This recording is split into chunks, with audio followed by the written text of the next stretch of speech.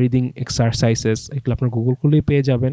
অনেক সময় আমরা বলি যে মেডিটেশন, সেটা সেলফ মেডিটেশন হতে পারে, গাইডেড হতে পারে, মাইন্ডফুলনেস, যে নিজেকে একটু সময় দেওয়া, যে বাকি সবকিছু না করে আমরা একটু নিজের শ্বাসটা একটু ফিল করি। এবং রেগুলার যে ফিজিক্যাল যে হচ্ছে কি আমাদের অ্যাক্টিভিটি যেটা করা, যে আমাদের যদি রেগুলার এক্সারসাইজ করি, বডিতে এক ধরনের হরমোন রিলিজ হয়, এন্ডোরফিন আসে, তো সেটা একটা সেন্স অফ ওয়েলবিং দেয়।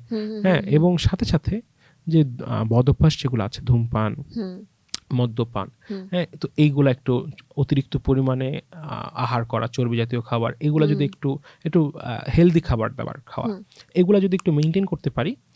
আর দর্শকদের সাথে আবারও জেনারেল অ্যাডভাইস এটাই বলে যে ঘুমটা খুব ইম্পর্টেন্ট। তো মনের সাথে সম্পর্ক, যদি ঘুমটা প্রপারলি আমরা নিশ্চয়তা দিতে পারি যে না আমি ঠিক টাইমে ঘুমাচ্ছি, এবং ঘুমের আমরা বলি যে প্রায় ঘন্টাখানেক আগে যদি আমার স্ক্রিনটা যদি সরায় দেওয়া যায় তাহলে খুব ভালো।